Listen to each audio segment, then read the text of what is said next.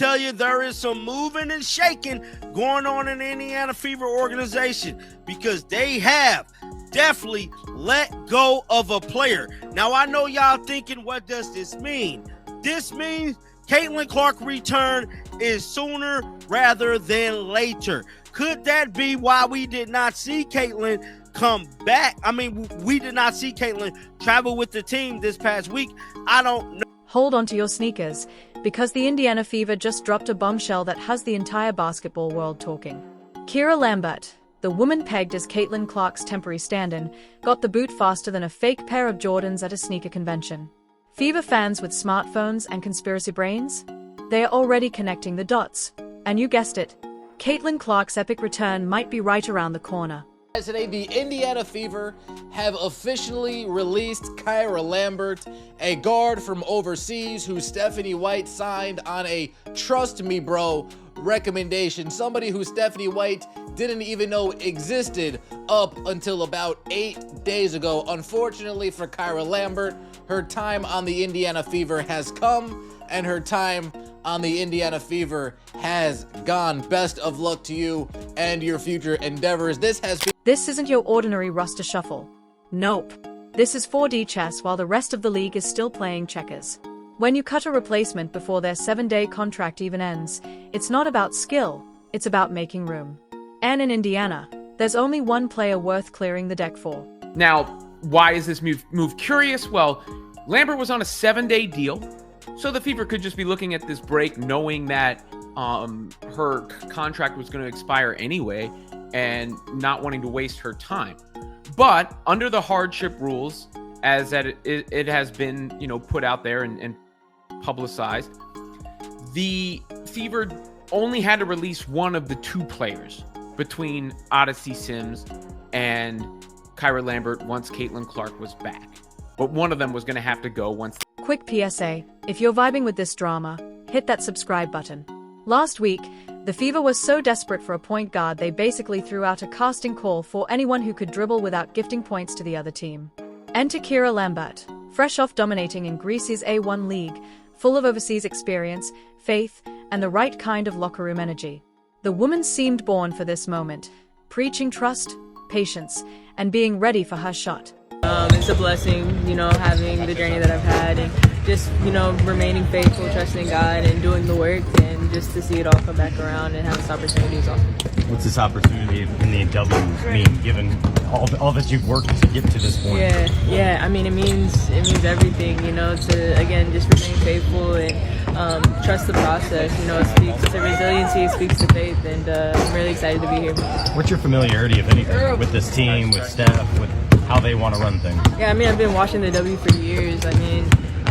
It's the best basketball in the world, so, I've been watching and I've been... But here's the juicy part. Lambert wasn't just filling a seat. The Fever were bleeding point guards faster than a faucet gone rogue. Caitlin Clark nursing a groin injury. Ari McDonald out for the season with a broken foot. Sydney Colson sidelined with a torn ACL. The team basically needed someone who could just survive on the court. Clearly, Odyssey Sims has played herself into more of a role for the Fever. She got a bunch of minutes in the game on Sunday, 42 minutes for Sims. Lambert didn't play, right? So you can see relative one to the other where the Fever were looking at things from the pecking order standpoint. Now, there's also the Sophie Cunningham injury, but to be honest, I'm not sure how that would impact things unless they felt they needed somebody at that position rather than more depth at the point guard. Lambert got a 7-day trial, which in WNBA terms is like a dream job test run that lasted as long as a TikTok. She clocked less than a minute against the Connecticut Sun on August 17th. And by Monday, boom. Cut. Not because she failed. Not because she couldn't handle the heat. But because someone bigger and brighter was returning. Someone who sells out 15,000-seat arenas and makes ESPN analysts lose their minds. We just saw the most pointless contract of all time. The most pointless 7-day of all time. Kyra Lambert. They didn't even give Kyra Lambert a page on the WNBA website. I'm not joking. Like, you type in WNBA.com and you look at the Fever's last game. Maybe they updated it because she actually saw the floor. Fever versus Connecticut. Kyra Lambert played a grand total of 4 seconds. She played 4 seconds. It would have been better off just to not play her. Oh wait, it rounded up to 5. They didn't even give her a WNBA page.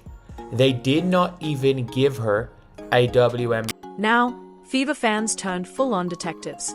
Indie reporter Chloe Peterson noticed weeks ago, when the Fever signed veteran Odyssey Sims, they created flexibility. Add Lambert, and the math was clear. Someone had to go when the Queen returned. And guess who got the pink slip first? Lambert, not Sims. Not the 33-year-old with 304 games under her belt. Lambert, the bridge, the placeholder, the dreamer who trusted the process. Fever fans, I don't know, we might have some good news. Well, we might have some great news. Cece, my precious Cece, might be returning. Might be. You hear me? Because they just released Kyra Lambert. You hear me? She had 3 ACL tears. So she wasn't good for nothing anyway. She fragile. How you have that many ACL tears? But thank you for providing us 7 days of your presence. You hear me? We needed you to fill in. You hear me? Because the GOAT, the greatest of all time, is about to return and do. Timing, people, timing. ESPN updated Clark's return from August 12th to August 26th for the Seattle Storm home game. Conveniently, the Fever have a week-long break right after the Connecticut game, perfect for Clark to get back into rhythm. ESPN even noted coach Stephanie White wants Clark practicing during this break, easing back before hitting game speed. And what's on the horizon after that break? Minnesota and Seattle.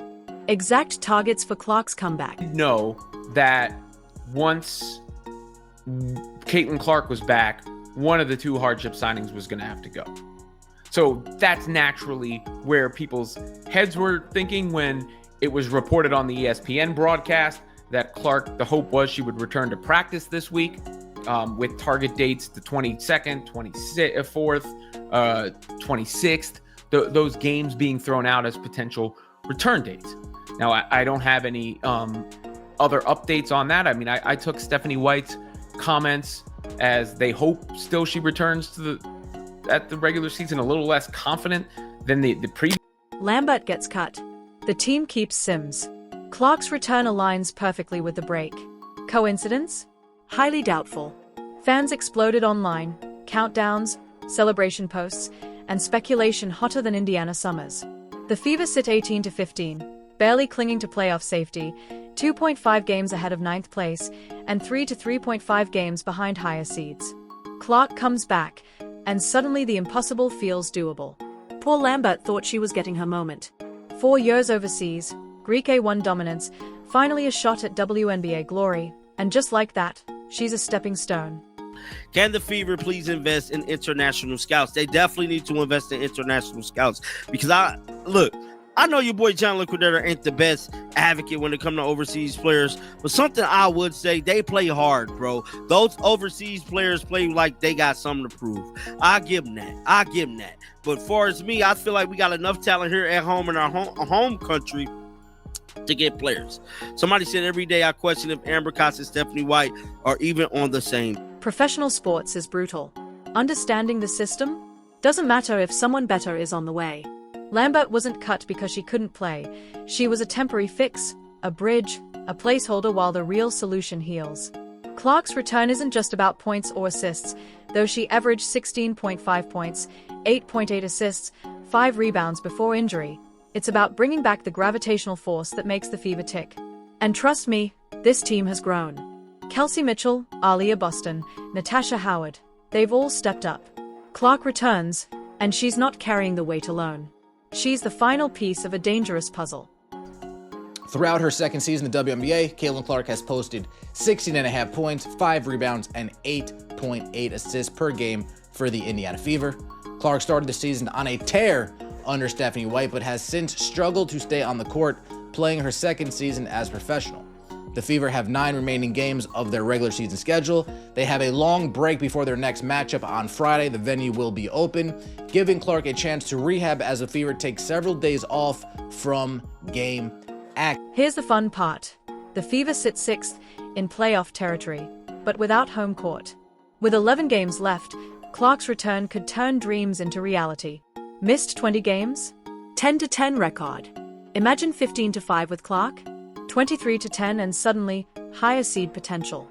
Momentum in the WNBA can shift in a heartbeat. Clark healthy, Fever hot, playoff dreams not only alive, they could be dominant. First round home court? Absolutely possible. First playoff appearance since 2016? Oh, it's within reach. Fever, we have a chance. But the only thing I'm concerned about is she 100% healthy? You hear me? And I need to know what's going on with Sophie. Cause that's her enforcer. Cause everybody else on the team be acting like they scared and softer than Charmin tissue. You hear me? Y'all better protect my precious CC by any means necessary. Playoffs. It's right there in the view. You hear me? Here we come. The referees need to get it in gear. I still don't trust. Looking back, the roster moves make sense. First, Odyssey Sims, veteran, playoff tested. Then Lambert, depth, flexibility, trial run. Keeping Sims while releasing Lambert preserved veteran leadership while clearing the path for Clark. Strategic, calculated, not panic. If all pieces fall as expected, the Fever's front office just orchestrated a masterclass in team management. That they are being extraordinarily deliberate with every step in this process when it comes to Caitlin Clark. But like I said on Sunday, that's the kind of win, if I'm CC, that I watch and say, I got to get back out there. Like, nothing can stop me from rejoining this team this season. That fight that they showed. Here's the part everyone's missing while obsessing over Clark. This team's depth and grit. They've won games without her, competed through injuries, and discovered hidden weapons like Natasha Howard. The team Clark returns to isn't the struggling squad. They've learned to win ugly, grind victories, play team basketball. And the league is watching. Opponents expecting a one-player show? Surprise, they'll face a full, battle-tested team with a superstar coming back. Dangerous? You bet. If she's going to play, I hope that she comes back successful. I hope that she can come back as a difference maker because the playoffs are around the corner and the Indiana Fever are much better when she's on the team. She takes so much responsibility and able to dictate pace and able to control the momentum of the game and also generate points for herself and for others. And she makes the game easier for all her teammates. So I know they would love to have her back. My biggest concern is the injuries, and for selfish reasons, I would prefer her, Paige Beckers, Angel Reese to just sit out. So, when's Clark back? Likely August 22nd to 26th, with the Seattle game on the 26th the prime candidate. Coach White is careful, day-to-day, slow playing it to ensure Clark's long-term health. But everything lines up, the week-long break, Lambert's release, prior injury timelines. If Clark returns around August 26th, she'll have 10 to 12 games to shake off rust, rebuild chemistry, and get the offense humming before playoffs kick off September 14th. It has come down to this season and Caitlin Clark's return. If they hope to make the playoffs, this is what's got to be done. She's got to come back, and she's going to have to win. And she's got to win even with Stephanie White as her coach. Good Lord, she will be the GOAT if she can pull that off at this point. Picture this: Clark healthy for the final 10 games. Fever go 8-2, finishing 26-14 or 27-13. Home court advantage in round 1. Momentum, confidence, a battle-tested cast surrounding a superstar. Realistic? Maybe. Possible? Absolutely.